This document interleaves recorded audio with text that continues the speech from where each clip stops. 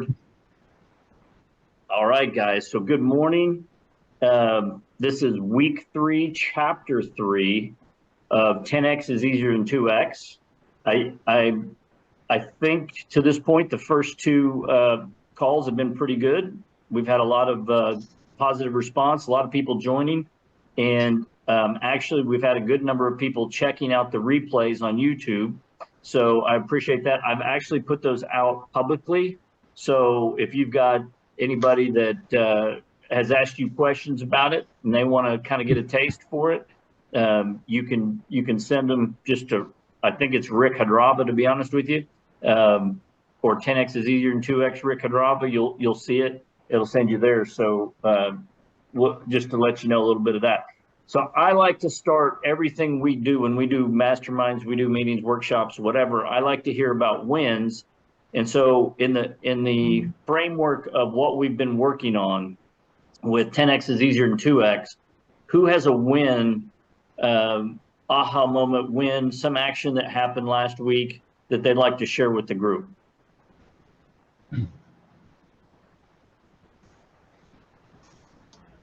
I will just share that I have had a identity crisis the past 6 months or so.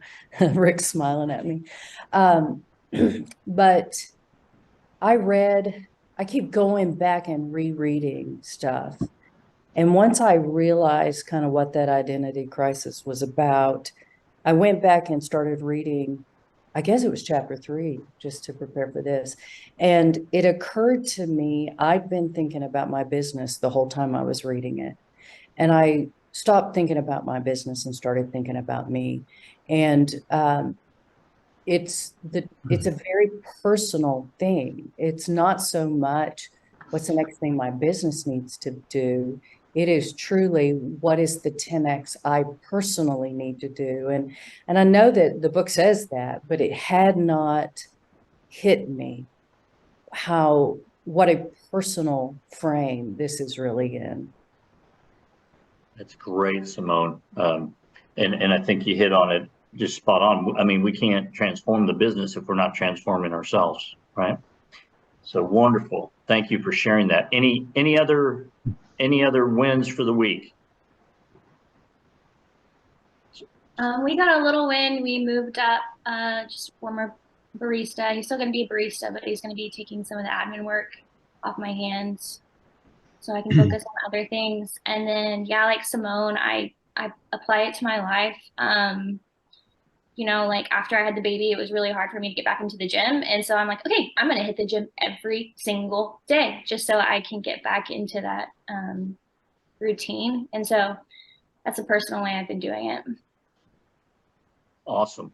Well, Luke, I'm gonna pick on you a little bit because if you go back and listen to last week's call, I asked, I think we challenged you to shed one thing, right? Because you talked about all the hats that you were wearing, and the 10x, you got to let go of things, right? You got to really take that 80% and figure out. So I'm on the hot seat here right out of the gate this morning. Mm-hmm.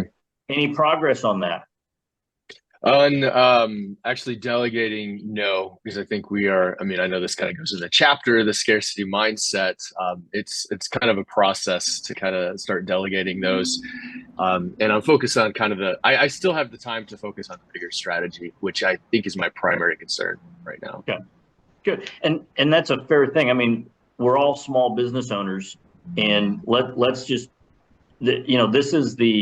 this is what we're striving for, right? The whole idea of this book is to challenge us and grow, right? As business owners, as people. But when we're small business owners, let's face it, there are times where, I'm the chief bottle washer and I'll clean the bathroom, right? Like you do what you have to do.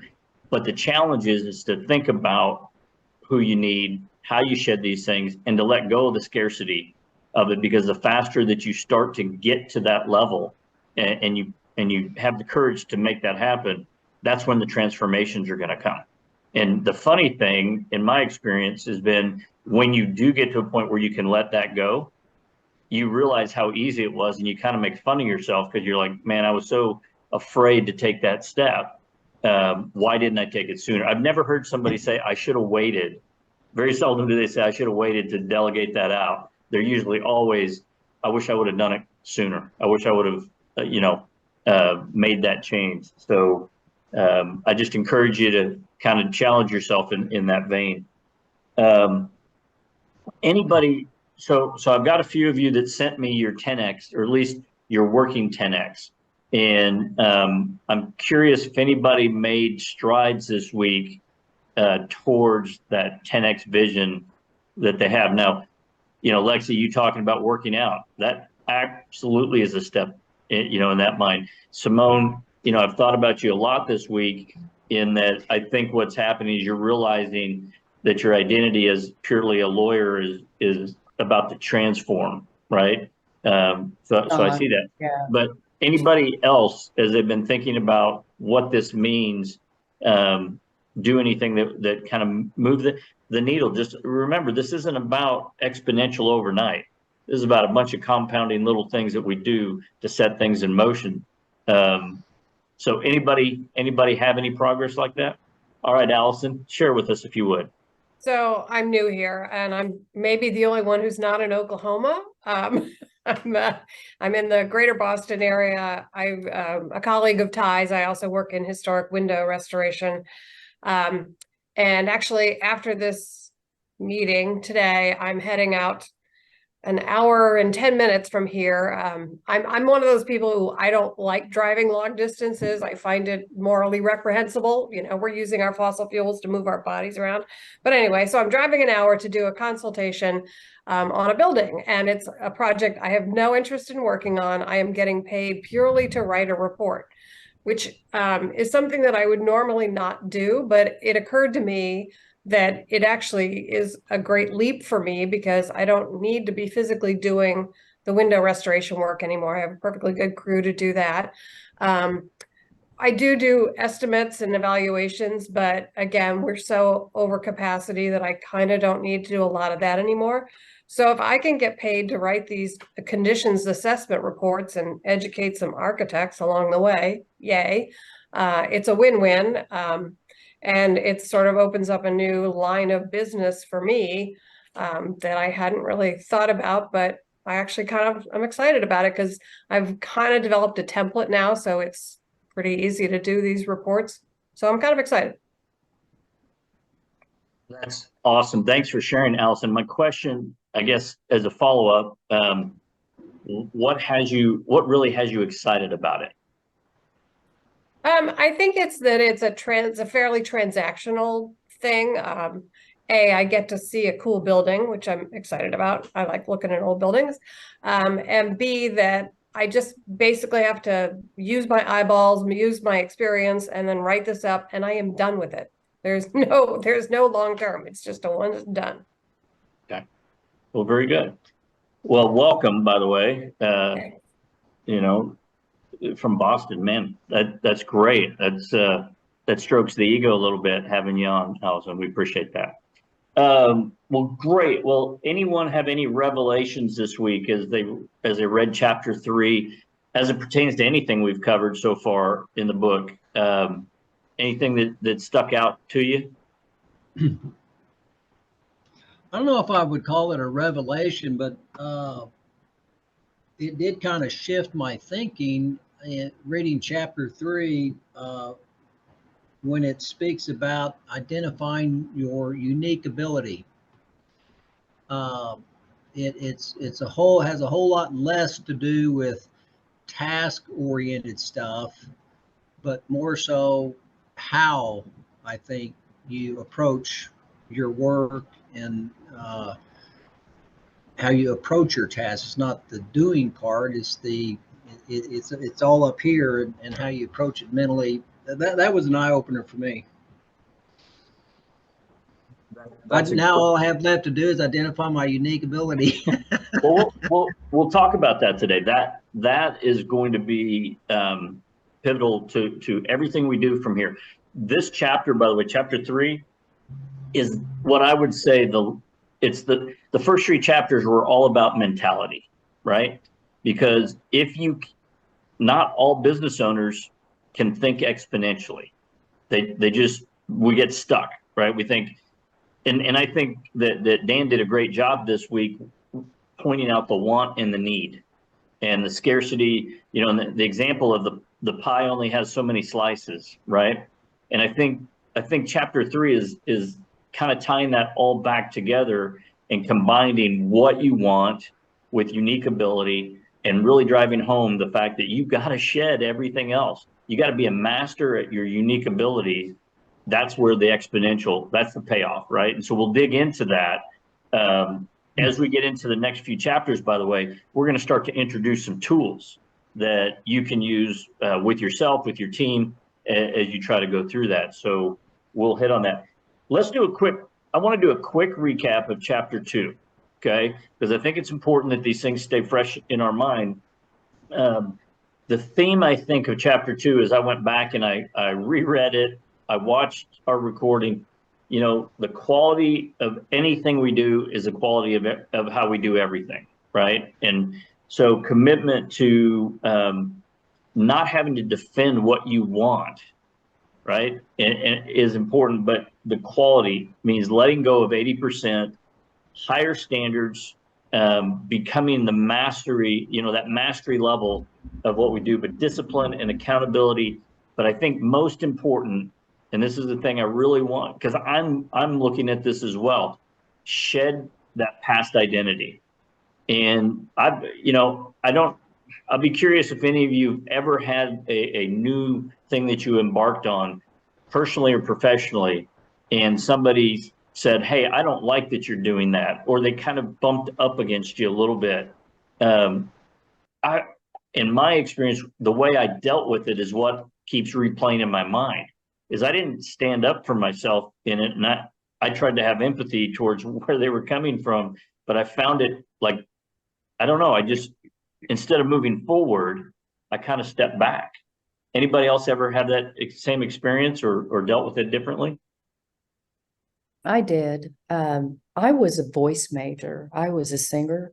I am a singer, but I taught school. I taught vocal music and decided after I was 4 years in that I was ambitious and that wasn't really going to be an ambitious place I couldn't grow being a teacher, couldn't elevate. And someone had suggested, why don't you go to law school? I never even thought about it. And I can remember coming home to Oklahoma City from where I was teaching and telling my folks about it. And I can remember my dad saying, why would you want to do that? Why would you want to work with all those people? And, you know, rather than listening to him, I was young enough in my mid-20s, it was like I rebelled against it. I mean, it's like it was the best thing he could have said. It's like, yes, I'm going to do it anyway. But I mean, that was quite the page turn to go from teaching school to going to law school. But yeah, I recognize what you're saying, all the different voices, you know, not a lot of encouraging voices, quite frankly. Right. And I think in chapter 3, we dive into maybe why that happens, right? When we think about scarcity versus abundance. But, you know, for us, we have to shed the past identity. And when 80%, you know, I've said this before, sometimes there's just people that need less of our attention, or we need less of their attention. There's some people that we should probably shed altogether. And that's a harsh thing. But the reality is, we've got to be around people that challenge us, right? Like the what's the old saying? The high tide rises all boats. Well, if we don't have that group of people, then we're constantly gonna come against the thought process where how dare you think bigger? You know, why do you need this? Right? That's chapter 3. Why do you need this? It isn't, and anybody ever been confronted with that?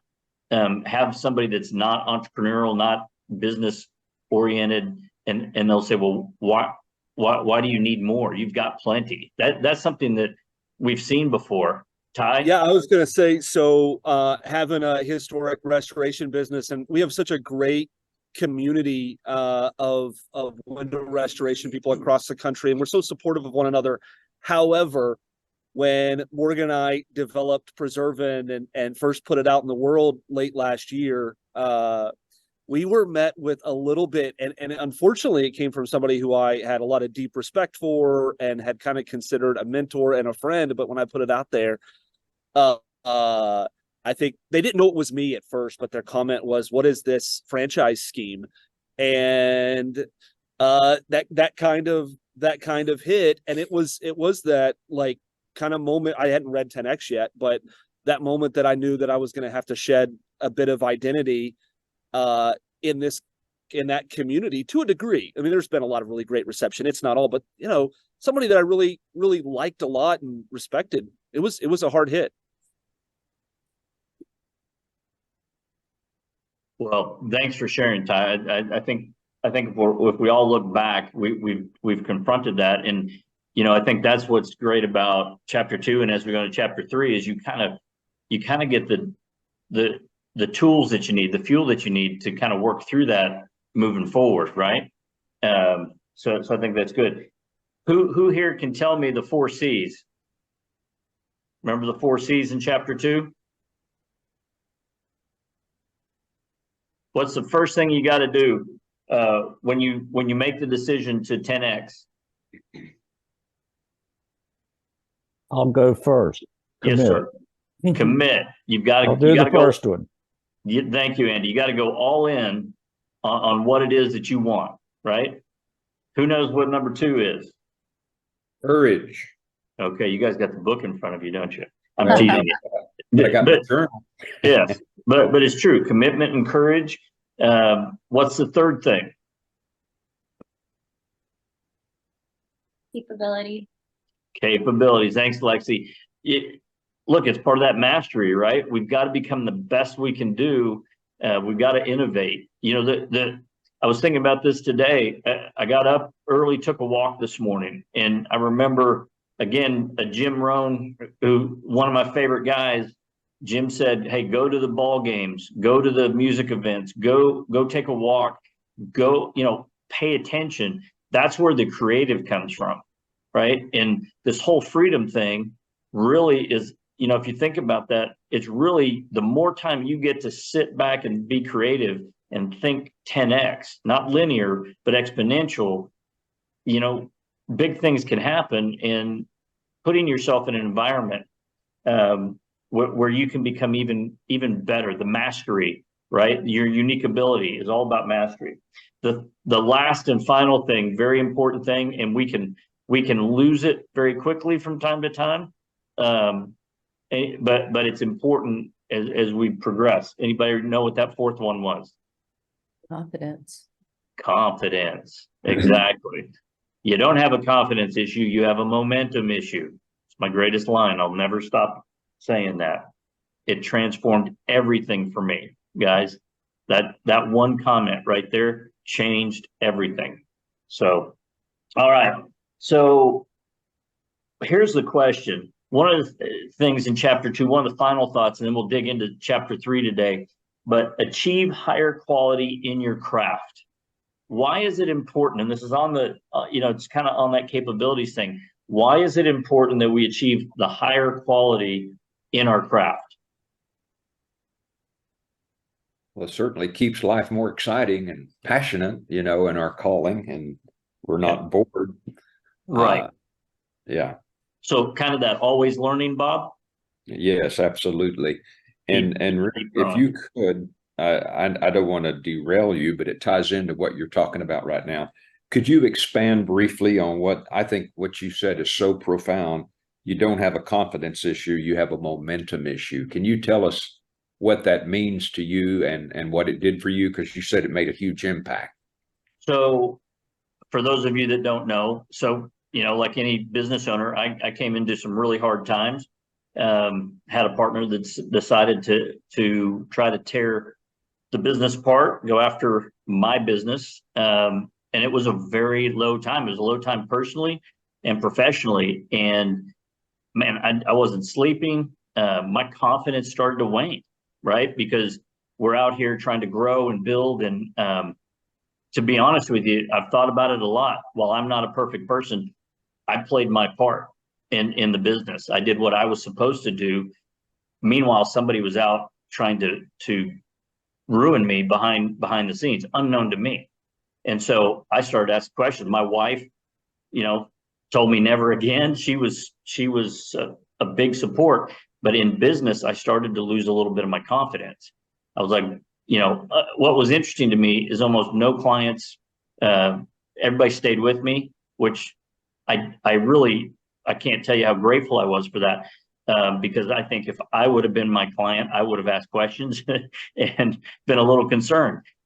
But it was that I started reaching out to some of the people in my community, and Ted Miller, who if you were on the first call, he led that first call for me. I had a session with Ted, and I said, Ted, I'm struggling. I just don't have the confidence. I wasn't working out, by the way, Lexi. Like, I gave up working out, all the habits and disciplines that I believe in. I just put aside because I was just trying to get through. And Ted looked square between the eyes. He said, look, you don't have a confidence issue, Hadrava. You got a momentum issue. And it blindsided me because I wasn't expecting, sometimes when somebody says something to you, right, that's unexpected like that, it can have powerful meaning. And so slowly Ted worked with me and said, look, we just started getting back into the routine. And I got to tell you, today it transformed me. My business is bigger than it was. It's just been incredible. The juices are back. The creative's coming back. I'm working out, all those things. But it started, guys, with momentum. And it just started with, you don't have to have it all figured out. That's the one thing, this as entrepreneurs, you don't have it figured out. You're just trying to move towards where that vision is, and it's going to change. And, I use Morgan and Ty as an example. I've watched these guys evolve, right? I've watched their 10X multiple times. They were one kind of business and another, all in the same framework, but it's an evolution, right? And they just keep moving forward. And so, Bob, to your point, when you're thinking about confidence, when you're thinking, oh man, nobody's gonna buy from me, right? Nobody's gonna want to sign up for what we're doing, whatever. That's internal. That's not the truth.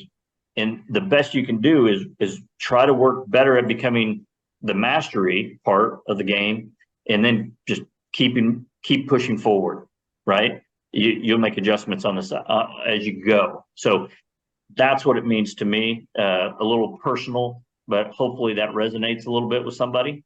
Thank you. Thank you. Yeah. All right. So achieving higher quality in your craft, the rewards are exponential, right? Just to wrap that up. And what's meant by that is, as we go into unique ability, Mark, you talked about it. Unique ability isn't that you're doing something, technically different, right? Like in wealth management, there's maybe a million ways you can do wealth management, right? And I always tell the story. I think what's interesting is I bring a different approach. I bring my approach to how we deliver. And my goal is around clients. It's around confidence. If I give them the confidence that they have a clear understanding of how we're navigating around the objectives that need to happen, I do it my way, right? And it resonates with my clientele. And my goal is, if they're confident, then they have more time. I just freed them up. They don't have to worry about, well, what's going on with my wealth management. But you can do wealth management any number of ways. And I remember, I always tell the story. I was having a glass of wine with our compliance, our legal team. And this guy was telling me how they also do SEC regulation, legal stuff for hedge funds and different private equity and all this. And I couldn't help it. They were talking about how fancy these systems are and everything. And I just asked him, I said, Matt, you know what we do. You've seen our numbers. You know what our results look like. I'm just curious, all this fancy stuff, are the results like any better? And he got quiet and he said, well, not really. And so I think when you think about your industry and what you do, whether it's legal or it's accounting or what, construction, whatever, we have multitudes here. What you bring to the table, your mastery as a technician is one thing, but your mastery in bringing your unique experience, right, for the people you serve, how you deliver that. It can look like many different ways. That's why people do business with you, right? They connect with you, they trust you, they resonate with what it is that makes you unique in the experience they bring to the table. So I'd go so far, Ty, preserving's a great product, but it isn't preserving that's just the key to your success in that business, right? It's the experience, it's how you deliver, how you see your product, and how you see that relationship with those you serve. So that's where exponential comes from. When you can unlock that, then people, you're not, one of the key things that you're going to see in here is moving away from being a seller to always being a buyer. Anybody pick up on that in chapter 3? I loved that part. And when you're a master, when you master what you do, you're going to attract people to the table, right? You're not going to have to convince them. And I think that's the ultimate goal. When somebody needs a project done, they're going to call Mark Lambert and go, Mark, we need your bid on this thing, right? And when that happens, that's a heck of a lot easier than going and pushing the pavement to go find some new projects, right? So that's all tied into unique ability and mastery as we get going, okay? So let's get into chapter 3. I think we wrap chapter 2 up. Just kind of like a warm-up. It's calisthenics, right? As we get into the heavy lifting today. Here's my question to start things off on chapter 3. Dan talks about how he went through divorce and bankruptcy all in the same day. If you caught that in the very beginning of the chapter. And again, this is a story, I bet I've heard this story 100 times as part of Strategic Coach. But if you paid attention, Dan talked about wanting what he wanted, so he revisited that, but he did it in a different way. He said, anybody tell me what he did over 25 years with wanting what he wanted? Wrote it down every day. Right. And in those 25 years, I think he missed 9 days, right? Something like that. So the power of being able to, chances are you're an entrepreneur. That means your personal growth is important to you. You've heard somewhere where if you write down your goals, right? And if you look at those goals every day, you have a higher propensity of achieving those goals. Well, what Dan did is said, I want what I want, and I'm going to write it down every day. And then ultimately, what's the goal with wanting what you want?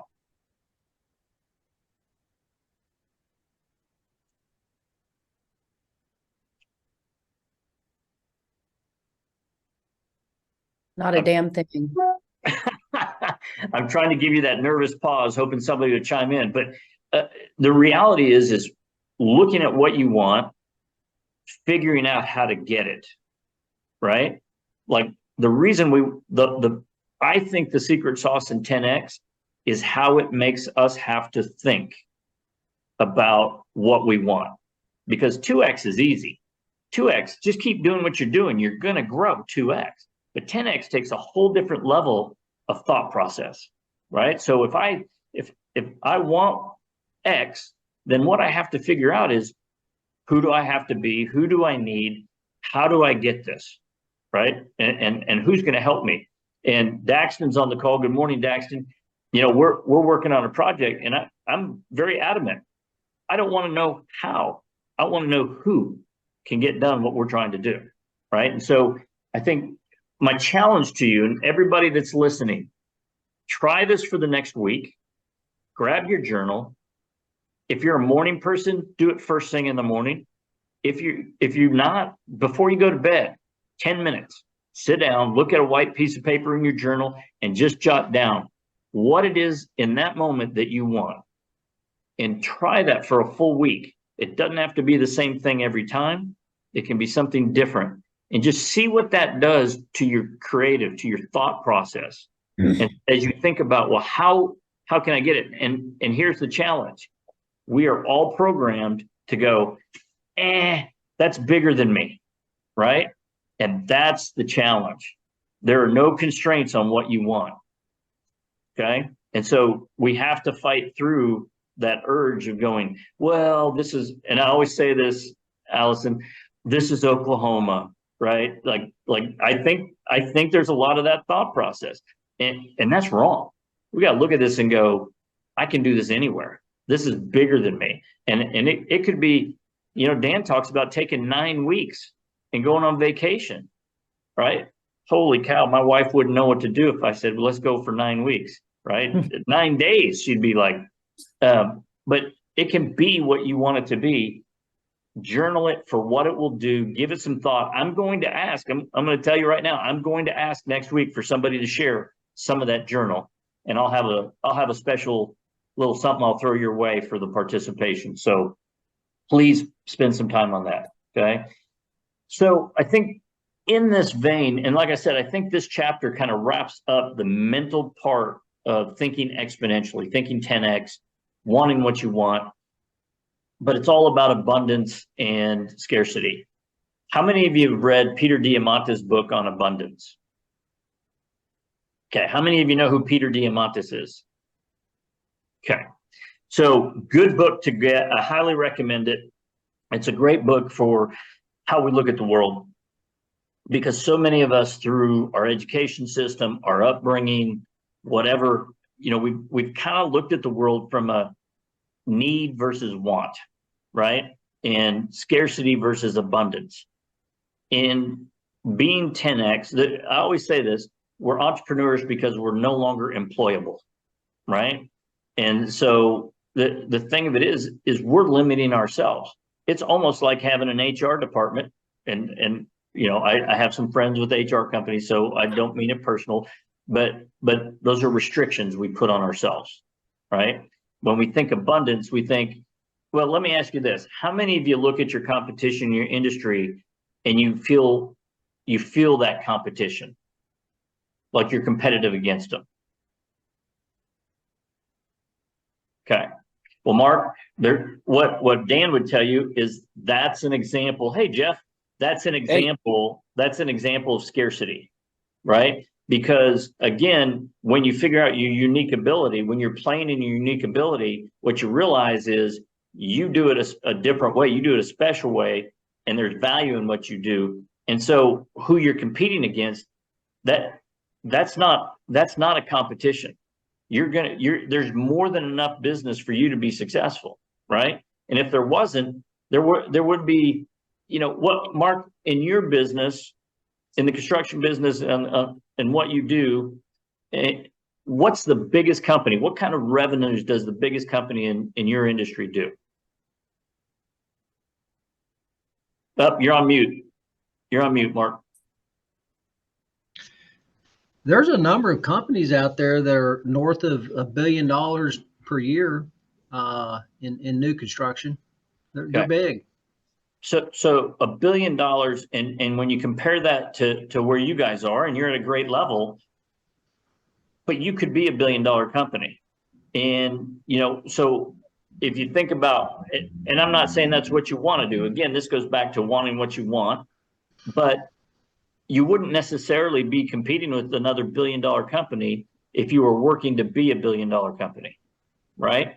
Because you're going to do it your way, you're going to attract your folks. And so, when we think of scarcity, we go back to that whole pie analogy, right? A pie can have 1 piece, 2 pieces, 4 pieces, right? But there's only so much in the pie. I can cut it probably 100 ways, but there's only so much in the whole pie, right? And when you think about abundance, I will tell you, I watched something on Netflix the other day on infinity. And I got to tell you, way above my knowledge level, but infinity plus infinity is what? Infinity? It's infinity, right? And I'm like, when you really, and they went through a whole deeper concept. And anyone ever heard the concept of the hotel infinity, where there's an infinite number of rooms?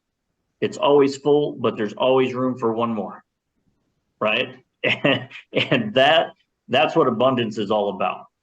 It is, thinking outside of competition, thinking outside of this. There's, the framework of money and wealth. Did anybody kind of hone in on that concept? Simone, like, what did you think about that? The thing that on my second read, now that I'm kind of honing in on my own, what's next for me, the thing that made me think about was value, actually, and that your own value is connected to wealth. If you quantify everything, you're giving up on your own value. And I hope that's not too esoteric, but that's kind of what that meant to me as I was reading it. And when you stop thinking quantitatively, that's what money is all about. And you start thinking about building wealth, that's where the creativity comes in. That's where your own personal value, looking at that, the rest will follow, so. Excellent point. And Simone, I think that's when you think about value, and this goes back, to unique ability, and Mark kind of picking on you a little bit, but really help you find it. So wealth is about the value. But that's where mastery comes in. And that's why that continual learning, right? These are steps. I have to do this. It's your momentum, by the way, right? So if we go back to that momentum and confidence, it's understanding that I've got to really step back and think about this in creative ways to do this in a way that creates value, so that, hey, by the way, I can show it to the world. Money happens to be a byproduct of creating wealth, right? And I always say, one of my purposes is I like to help people succeed. Because what I've learned in life is if I help other people succeed, everything on my side, my personal goals, seem to work, right? They all seem to work out. And so how can I help people? Constantly thinking about that, trying to be around other people that we can brainstorm and learn from, and grow the value and try to master that, knowing that if I can help a handful of people, it just builds on itself. Make sense? So I love that, Simone. It's very, very helpful. So anybody else have anything else that they'd like to add when they think about that? I'll just add one thing, Rick, a story. We sold our house before we moved to Oklahoma City 7 years ago, and sold several houses there through the years. But one of the people that listed one of my houses that we sold was the #1 realtor in Wichita. And I remember asking her, "What's your secret? How did you get there?" She said something very simple, but I've never forgot it. That ties into what Simone just said. She said, "I look at it like a balanced scale." And she said, on one side is the service that I give, the value I create for others, and that'll take it to the bottom. And she said, that's all I focus on. I don't think about money. All I focus on is adding value, helping people, serving. And she said, every time when I do that, that scale, the reward over here, it balances out.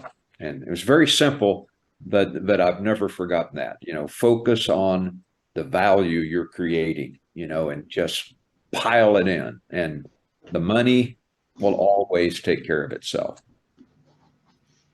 And that is an abundance approach versus, hey, I need a paycheck. I need to bring in this much money. I need to bring these, I need 3 more projects. I need 3 more clients. Right? Need is a scarcity kind of thing. And I struggle with it growing up in the Midwest. Right? Like we're kind of taught, hey,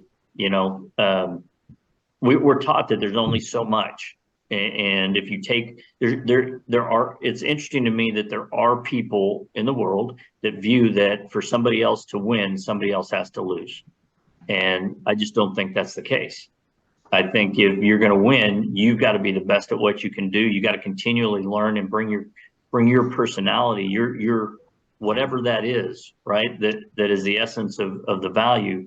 You've got to bring that to the table to the best of your manner. That doesn't mean the next person is not going to win. I always say wealth management business is very simple. I need 100 families, right? If I'm serving 100 families at a certain price point, and if I'm doing good work for them where they never have to worry about it, I've created a very successful business. I don't need to go take somebody else's 100 clients in addition to it, right? I just need to do the best job I can for the 100 families I serve.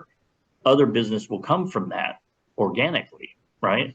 And nobody else is losing on that scenario. So I think that's very important to get to all understand and come to some sort of agreement with yourself that it's okay to think abundantly, right? Which is bigger than maybe you've been led to believe. So I think Rick, that was for me as one of the biggest takeaways of chapter 3 was the concept of the difference between wanting and needing, and how when you're in a needing mindset, how that really straps you down. It limits so many things. But then also, and you just kind of touched on it through your line of work, the mindset of pursuing wants. You're not taking away from anybody, but rather you truly are a provider. So that's just a wonderful concept.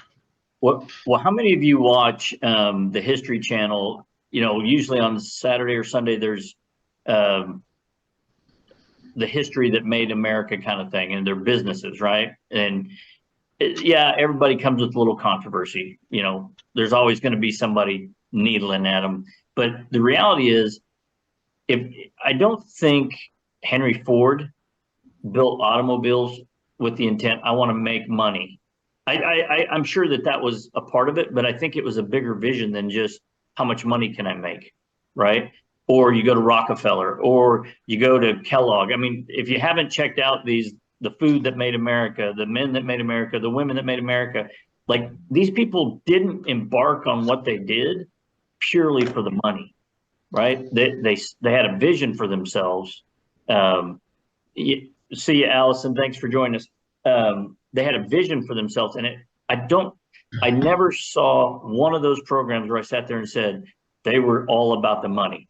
The only person that might have been was J.P. Morgan, and I'll just leave it at that. But outside of that, there was, and even J.P. Morgan was more about power than he was just pure money. He already had the money, right? And by the way, he saved America at one point in time, if you go back and you read the history. So I think that history can tell us a lot about people that really saw 10X and saw abundance and didn't look at the world from a scarcity standpoint. Okay. All right. Well, listen, let's get into the value and quality of your time, money, relationship, and purpose, right? You can 10X the value of each one of those. And that was something that was in there. I think freedom, I think that's one thing I want to make sure that, to me, the theme of this whole book goes back to freedom for all of us. And, you know, as we look at wanting what we want, if you're having trouble with that, by the way, how many of you still having trouble with the 10X, like what I want and what that means? Okay, Jeff. Okay. Simone? I wouldn't say trouble. I think I've landed on it. It's just fighting myself over it. Okay. Jeff, you want to give us a little color? Well, I think just the idea of like just defining want for me, I felt like I've always kind of lived in that 2X mindset. So the idea of you know, it's always been a need mindset. So like I had breakfast with Andy, who's on the call yesterday, and we were talking about this, and I do struggle with like, what do I really want? And then as we were talking here a little bit earlier, I thought about like the definition of wealth. And in the book, they talk about, you know, I think we all look at wealth as, or I think we're prone to look at wealth as a number, like when I get to $1 million or whatever. But the book kind of cautions against that, or at least steers you in a different direction, and that the definition of wealth could be something totally different and totally subjective. And and that's what I've been kind of spinning on just as we're talking here this morning, is like, well, maybe what I want isn't really a number. Maybe I need to really define what wealth means to me. And that's where I go. So that's my 2 cents. It's excellent. And we continue to look at that. As I reflect back on that, here's a question. How many people are going to remember how much money you have when you're gone?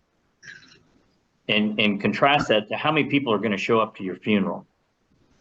And wealth for me would be, there's a good number of people that show up at my funeral, maybe not, but so as I strive for wealth, again, I go back to purpose. If I can help people be successful, if I can take complexity, if I can give them back time, if I build relationships with them, right, and drive that purpose, there's a good chance I'm going to create some wealth, right? Because anybody heard the old adage, your net worth is your network, or your network is your net worth?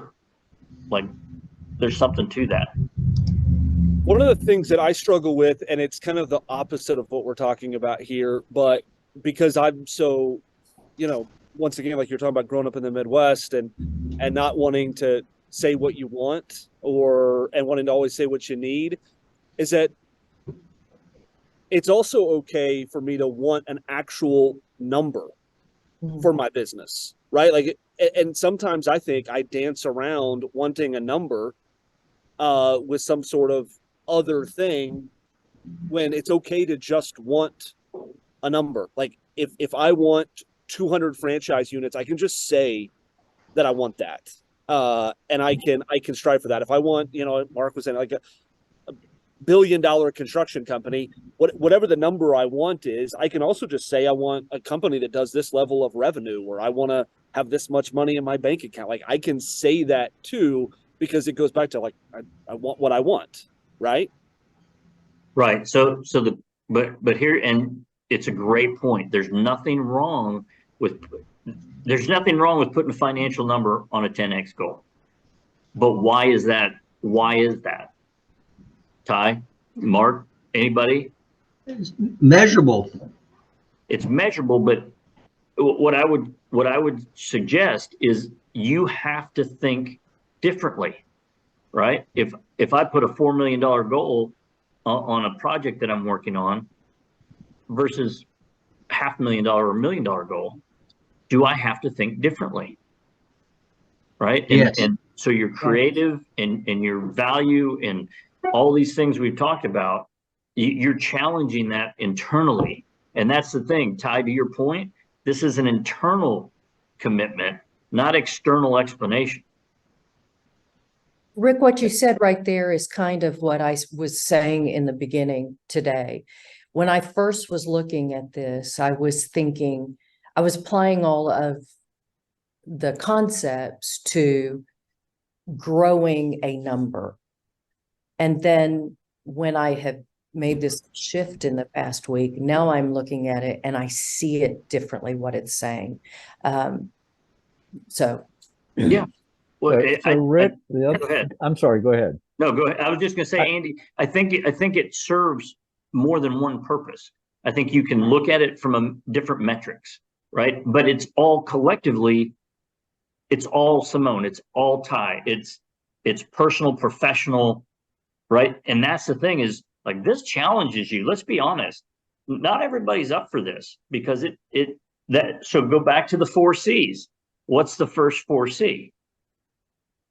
Commit. You've got, if you want it, how in the world, it can't change just because you want it to change, right? 2X, you keep doing what you're doing, you'll get there. But to think bigger and exponentially, and like I told you, my friend Kale says, hey, at the end, none of it matters, right? And again, I think it matters who shows up to our funeral, right? Who remembers us? Who have we made an impact to, right? Those kind of things. But you got to look at it however you need to look at it in the moment to continue to grow and think in that thought process, if that makes sense. So I think both of you guys are absolutely correct. So Andy, go ahead. Sorry about that. So, because of the space I work in, business is about numbers. We don't measure feelings and smiles and stuff, and you can't borrow money from a bank based upon anything but numbers. So numbers really are important in a business, and you need to know your numbers, or you're going to get off track pretty quick. But when I see goals of big numbers, what that tells me is I'm serving that many more people that need our services that aren't getting them now. Right. And so I'm not ashamed of big numbers, and because you can't get there without providing, like Valdemar said, that scale, that you've got incredible service on one side to get the numbers on the other side. So that's just kind of my reaction and thoughts. Well, Andy, can we dig a little bit? Go ahead, Sure. Bob, but I have a follow-up question for you, Andy. Well, go ahead and continue that first. Well, so, you're talking about businesses and they need the numbers so they can do, and that's where you come in. But my curiosity is piqued. When I think of the 4 freedoms and I think about what you deliver, I don't think about the numbers, right? Because nowhere in the freedoms as a business owner is you helping me with the financials. And maybe in the context of money and financial, but really what you're doing is you're providing time, right? Like you're helping provide time. Would that be safe to say? Sure, because most business owners don't need to be doing what we're doing for them, if that's what you mean. It frees them up to be creative. They're not all good at it, and it's like, we'll be your who. Go do what you're good at. Is that what you were driving at? But it is service in the end. Yeah. What I'm trying to just challenge thought process is, yes, you deliver that, but how many other companies deliver that? A lot, probably. Okay, but you deliver it in your way, in a unique way, and I think when I'm a business owner, I come to Andy and I say, Andy, I need your help because I don't have the time. I need to know this is done correctly, right? You're committed to them. You're building confidence. You've got the capabilities, right? Like, you see where those 4 C's in reverse, kind of in your value when you're thinking about your unique ability, and that's why I'm picking on you a little bit. Is this kind of bridges itself to thinking about your true unique ability? Simone or Bob, you first, and then Simone will get you. Well, I love these conversations, and especially when they tie in like we're doing, where the rubber meets the road. And so the marketing company that I work with approached me 4 years ago. You've met Trace, Rick, and so I'm watching them transform. But back to the number, his father is considered the #1 business attorney in Oklahoma, one of the top. And he got an offer about a year ago for his company to buy it for $4 million. He sold 2 or 3 other companies, but this is far beyond anything he'd been offered, and he turned it down. And his father, who is the attorney, said, well, what's your number? He said 55 million without blinking an eye. So that was 3 years ago. I'm watching them transform right before my eyes. I have a meeting with them online at 11 o'clock today, every week. But they just went to a 4-day work week with all of their team. And he's talking about what that's doing, and how that's changing how they approach work. So again, it's a living example of having a number and what it does for you, but also the adjustments that you make, and a 4-day work week and what it's doing with their focus and so forth. Does that tie in a little bit, Rick? You guys, everybody agree? I mean, I think it's beautiful. Simone. I was actually waving at an employee who just walked in. Sorry. But I will say I love to hear us from different fields and how it the same transformative thought can really apply to different fields in so many different ways. And Andy, I agree with Rick. You are in the service industry big time, and that service is what sets you apart. That is your 10X. Yeah. Well, let's that's the thing, is if you're having challenges with your unique ability, right? If you're having challenges with 10X, what I was going to say, Jeff, a little earlier, is put it in the context of the 4 freedoms, time, financial, relationship, and purpose, and really look at those and say, what is it that I want, right? So it's hard for us to articulate or be honest with ourselves, right? Like, again, for me, purpose and relationships are everything, right? And yeah, I like my time. I'm out of the office on Fridays. Now I'll see clients. When I have a client, they have my cell phone. I'm 24/7, but they never call me 24/7, right? They respect my time. And I have my Fridays, and most of you'll find me on a tractor or doing something totally outside the norm. And I love that. But I think if you think about your unique ability also in that context of wanting what you want, what's important to you, right? And I can't sit here and tell you that I've got my unique ability 100%. But if you're struggling, this is a question I want to throw out. If you're struggling with your unique ability and you're truly honest, because this is just like wanting what you want, admitting what you're really good at and what you really enjoy, is hard to do if you're kind of, we'll use the word humble, right? We don't like to toot our own horn sometimes. We don't want anyone to think we're being braggadocious, right? That's our word of the day. That was on my calendar. So, but honestly, how do you shed the 80% when you're not honest with yourself on where your best 20% is? So how do you find, if you're struggling with finding your unique ability, what are some ways you can do to have it reveal itself?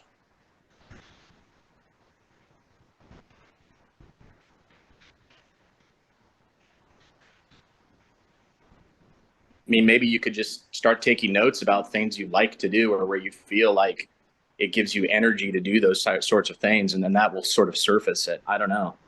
Okay. Rick, I did an exercise. I'm sorry. No, go ahead. I was just going to say, I did an exercise, I don't know, about 10 years ago on finding your purpose. And I'm thinking of unique ability somewhat in line with what your unique purpose is. And when in this identity struggle I've been having, what I've done is ignore that. And so I'm going back to that because I think that it is the driver at the end of the day. And the exercise that I did had a lot to do with when you were a child, 10 years old or even younger, what did you want to be when you grow up? And then the next step is when you were a teenager, what did you want to be when you grow up? And to really start to dig into what was it about that? Was it a service thing? Was it whatever? So I'll just share. Mine was when I was a child, I wanted to be a mommy. Well, that's a lot of girls do, but that's all I ever really wanted. And then by the time I was 13 or 14, I really wanted to go to med school. I wanted to be a doctor. And then I ended up teaching. And, so I was 21 when I ended up teaching. And, what do all of those 3 things have in common? Because I was being drawn to all 3 of those things. And, well, mothers nurture, doctors heal, and teachers teach. And so then taking that and then taking something more unique, which is, so my purpose is to nurture, heal, teach through love, innovation, because I'm very creative, and encouragement. So it's kind of what you have, that wanting people to be successful. But once I kind of went back to that during my little identity struggle I've been having, all of a sudden my heart has opened up. I'm starting to understand in a different way. So unique ability to me has to be driven by what that purpose is. Yeah. So, and it's a good point. Anybody else have anything to add on Simone's comments? So I'll just tell you, the thing that comes to my mind is purpose is different than unique ability from this standpoint. If your purpose is to nurture and like me, wanting to help people succeed, right? By the way, what drives that is my two observations for me on a personal note. I manage wealth. We're as attuned to not losing wealth as we are creating wealth, right? But my most successful clients have all owned. They've all been successful in business, and that's all industries. Medical, I've got doctors that own doctor groups. You name it. All sorts of businesses. But I also know the demographics of this country, and we have a lot of people that are not prepared for retirement, right? Something Bob's heard me talk about, lots of people heard me talk about, and doing that. But what I've realized in the process is that's my purpose. But to get the results, there are parts of that I think I'm really good at, unique ability. But I've discovered that there are things that I need those who's for, right? So to truly deliver, it's got to be bigger than just me. And that would be that's an example of the difference between unique ability and purpose, is not all of it's going to fall on you because it's not the best use of your time. Does that make sense? Anybody agree or disagree? Clear in what I was saying is, I'm not saying those things are my unique ability. I'm saying that they are the fuel. Yes. And so that if they are what drive me, my unique ability is within that. Absolutely. Being driven by that. 100%. Okay. Any comments on that? Any add-ons? One of the things I struggle most with unique ability is kind of that, not so much with the purpose versus unique ability, but more of like the craft versus unique ability.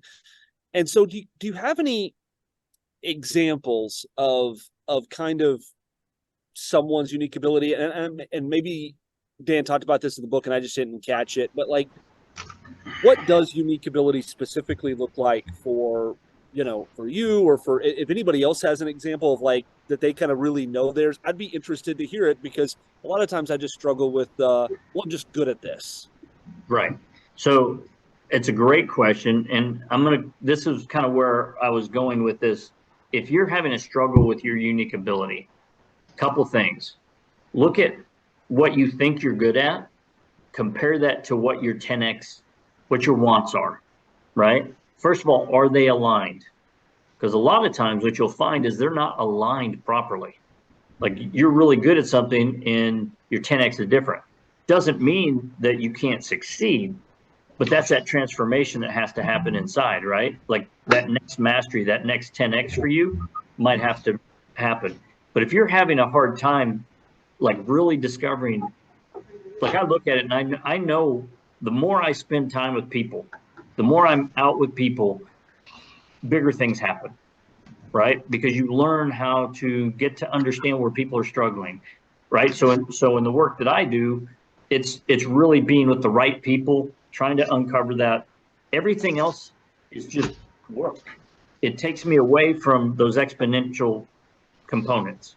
And so, if you're having trouble figuring this out, here's a question. How many of you, this was something I had to do in Strategic Coach, and it scared the life out of me. I was challenged to write a letter or an email to my very top clients and ask them a simple question. Hey, Andy, I'm part of this program. We're going through this growth. I've been asked to ask my top clients, you're one of those. Why do you choose to do business with me? And I was like, holy cow. I don't want them to say, well, that's a great question. I think we're going to leave, right? Like all these things, but I'm telling you, I was scared to death of what it would be. But I went ahead, I took the courage. I'm like, okay, I want to know why people choose to do business with me, right? Because that is part of the discovery of what your unique ability is, guys. Your clients will tell you, your employees will tell you, your wife, your spouse will tell you. Right now, the spouse may have a little different view, but depending on where your 10x, wanting what you want, where your unique ability aligns, you can have the feedback from people. And by the way, it was a game changer because there was a common theme that came through to everybody that I asked, and I started to uncover what that was, and so it's pretty revealing. So in a nutshell, what was it, Rick? So you know what it was? It was basically almost verbatim. We see you as a Boy Scout. We trust you. Okay. Interesting. And, Wow. and put a lot of burden on me because I'm going to tell you something. I've had clients, the hardest client to deal with is somebody that has a whole lot of money and says, I don't need to know what you're going to do with it. I trust you. Mhm. That stresses me out more than somebody who wants to challenge me at every corner, right? Because you're like, okay, I've exhausted myself, whatever, right? But now, so I look at it, that's everything I do. I'm like, I'm always challenging myself. Am I being trustworthy? My integrity. I tell my kids all the time, it's that doing what you do when nobody's watching that's important, right? And so for me, that's a high standard. I have a system for wealth management. I need to be better at listening. I need to be better at understanding what people are challenged with. I have a great community of people. If I need somebody and it's not in my wheelhouse, I can connect, right? And by the way, because people trust me, if I've introduced them to somebody else in my network, by default, are they going to trust that person? Right? And it's all around making those people successful that I'm serving. So but by the way, that wasn't me, right? It actually, I had an aha moment, but it was scary, right? But if you really are struggling with what's my unique ability, go ask your top 5 clients that question. No, Rick, I might follow up with you separately. Just this week, Friday of last week, we interviewed for a project here in Stillwater. Nice project, about a $12-14 million project. We were shortlisted for interviews. One of the other 2 is $1 billion a year company. The other one probably $500 million. And we got word Sunday evening that they had selected us for this project. A big win for us. Right. And you were talking about that exercise that you did, surveying your clients. I might get with you offline or separately, and maybe because I've been thinking something separated us in a big way. Yep. Both of the builders are doing work here in Stillwater, OSU work. But what they told me by phone is it wasn't even close. And it wasn't our fee either. The decision was not based on our fee. So I'm very, very anxious to understand what it was they saw. Yeah. Well, it's a great exercise. And like I said, it's a little bit scary, but your clients here's what I've come to learn. The people we serve are actually our biggest cheerleaders, right? They do business with you. They want to see you be successful. Mm-hmm. And so if they don't, by the way, they're not going to be around anyway, right? You're going to end up replacing those that don't. So ask them, and by the way, centers of influence as well. Hey, why in the world would you ever send somebody my way? I'm just curious, right? Like, what is it that you feel confident enough to send me somebody? But you will get a ton of feedback. And feedback is a scary thing because sometimes we get answers that, okay, I need to up my game a little bit here, right? So there's a lot of feedback loop. But yes, Mark, happy to connect with you on that and develop just a quick little something. So Yeah. Real does that quick. help, guys? Does that help? Yes, I have a question. Yeah. The unique ability, as I was reading this, I was left with the impression that unique ability is something that evolves and changes. You being a Boy Scout and people trusting you and that being your unique ability, to me, it's not going to change. And so am I misunderstanding that piece of this, that, the identity shift? Am I kind of conflating those? So this is what I believe to be the case, and happy to hear from you guys. That's great that people trust me. That means I get referrals. That means people will come to me. If I can't deliver, right? If I can't deliver, then trust really doesn't matter. So I have to master, it's like, why did I go on the jury? It's funny how people paint you in a box. I have a wealth management business, been doing it for 30 years. Guys, it's a discipline. And I've done it wrong. I've done it right. I know what it needs to look like. I've mastered that, to be brutally honest. The small business came, my desire to work with small businesses came from a failure that I had. And I realized that I had to get better if I wanted to help small businesses be successful, right? And because ultimately they can trust me, but if I can't deliver, and I call it the client experience. And we try to motivate unexpected experiences all the time, things that our clients aren't expecting from us, to show that we care, show that we're working hard to help them be successful. So Simone, to your point, that's one point, but you have to transform. It's bigger than just that's almost like the basic standard. They trust me, they'll come to me, but hey, they'll trust me to have a cup of coffee. Will they trust me with their money? Will they trust me to help them work with their small business, right? For me to do that, I've got to master even bigger stuff. Go ahead, Ty.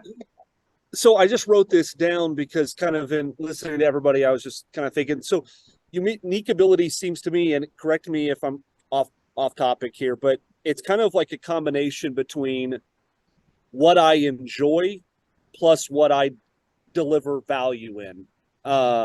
Because like I can enjoy playing baseball or softball, and I do, but I'm not very good at it. So it's not my unique ability. So am I on track? If I had a bell, I'd ring it right now. Ding, okay. Ding, ding, ding. You want to know the truth? This is all about free. You guys, this all comes together. It's about freedom. It's about your 10X. It's about your vision. It's about you playing every day where you want, how you want, with who you want, doing what you want. Everything else gets pushed aside. True mastery in this whole thing is that simple, right? Is it that simple? It's a lot of work, right? It doesn't happen. Look, you're not going to do this overnight. Dan Sullivan said, how long did Dan Sullivan tell you it should take you to 10X your goals? He never put a time on it, right? For two reasons. Lifetime, 25 years from now, right? Remember what I said last week. It's not the goal that's the big deal. It's what this is going to make of you, what you're going to transform into as you strive for these. The goalpost changes. What your 10X today is can look really different just a couple years from now, right? But Ty, if your passion, if your purpose is here, right? Back to Simone's point, got my purpose, right? Inside of that purpose, what am I really good at? What do I enjoy doing? What do I know when I do those things, big things happen, right? I get the most impact. So when you can find the combination of those things, then the game becomes, I got to get rid of all this other stuff. I got to shake it out of here, right? And so it all comes together. Does that make sense? Okay. So we're breaking these principles down so we can think about it, but I want to encourage you to just put it all right here, right? And go, this is what it means. I hope that makes sense. Anybody agree, disagree? I want to say thank you to Ty because I think he turned on a light bulb for me. So thanks. Outstanding. I gave you a cheer, Ty. I don't know. That was the first emoji I've ever done on a Zoom call. So. All right. Anybody else comment, thought? Well, what you said about, when people trust you and then the pressure comes after you land the client and they say, I trust you, do the right thing, reminds me of the dog that kept chasing the car. And one day he finally caught it and he said, oh no, what do I do now? Mhm. Yeah. I can identify with that. Sometimes we land what we're wanting and then it's like, oh boy, now I've got to deliver. So Yeah, be careful what you ask for. Well, so two things. We're down to about 10 minutes. The last point that I want to make that's in chapter 3 is really, and again, I think this is an iteration of the 80%. But you have to really, I want you to write this down because this would be another thing for you to consider this week. What is it that you need to move towards? Okay, so again, if I'm thinking 10x, I'm thinking my unique ability, right? Like, what are the things? What's the saying? Where your focus goes, or where your focus energy flows. I'm getting that wrong. Like I always say, the George Bush of the English language, but where your energy goes, right? Where your focus is, your energy goes. What do you need to move towards? And I think this is an honest assessment and exercise that we all have to have with ourselves from time to time, because the second question in this, and I would go, here's 5 things I need to move towards right now. And I think underneath that, here's the 5 things I need to move away from right now. And I think that that's part of that 80%. And it's, if you missed that in chapter 3, it's in there. Those of you who've been in my mastermind, we did an exercise on this before. And it's a good, I think we look through the last few years and what we all went through. I think there's a lot of stuff that we need to move away from so that we can move towards these bigger things, right? And finding purpose and finding our unique ability and wanting what we want. So that's one thing I wanted to make sure of before we kind of got to the end, that you're thinking about, because like I said, these are great things to kind of break down. That's what the first 3 chapters really have been about, is breaking these down. But we got to bring them all together and make sure you understand that they're just like an engine, right? Your future is moving forward with all these things firing at different times or firing together, okay? So with that, we got about 5-6 minutes. Yeah, Bob, go ahead. just to tag on to what you just said, I just read something from an author, Chip Conley, and it really stuck to me. He mentioned that someone asked him the other day, or mentioned to him, you don't have to be that person anymore. And that's a powerful question. In other words, when you're thinking about identity, some of the things Simone said, I don't have to be that person anymore. And the reminder from Covey, and it came from Viktor Frankl, I think, between stimulus and response, there's a space that allows for choice. And so, pausing and saying, wait a minute, I can make a choice here.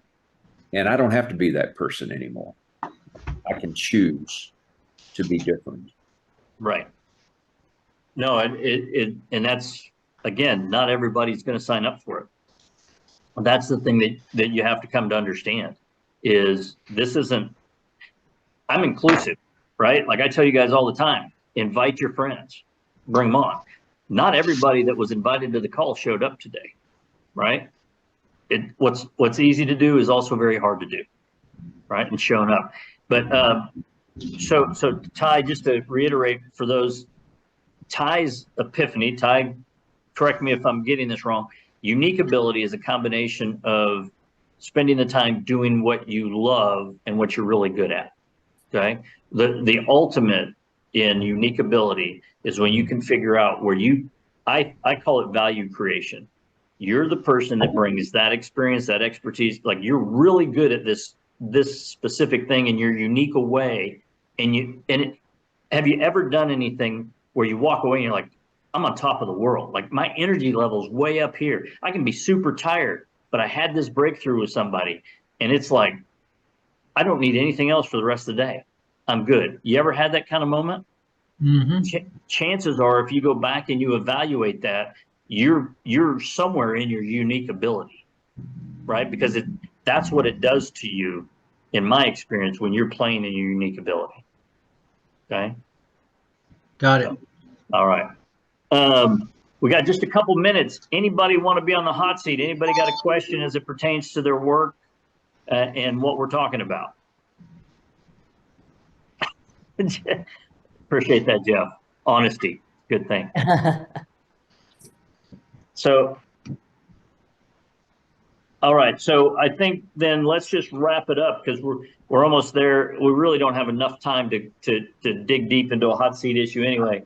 But journal over the next week, every day. Just don't put guardrails around it.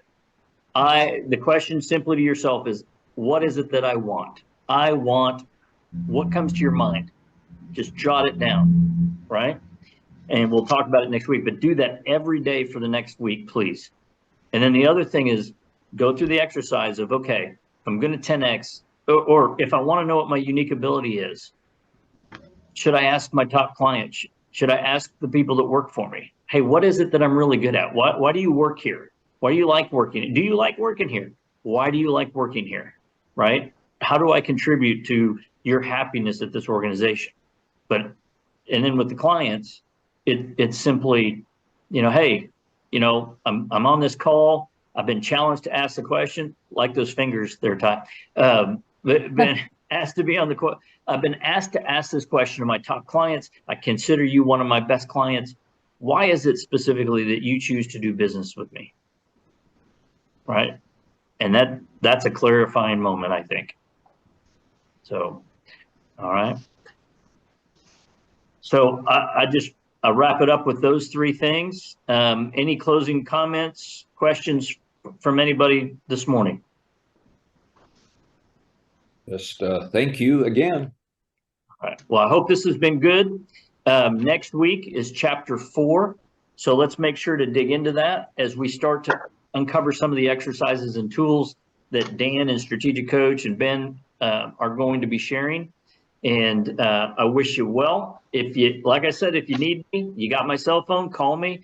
I'm available for the next several hours. So don't be afraid to give me a call. Sounds good. Have a great week, and we'll see you same time next week. Bye, guys. See ya. Yeah.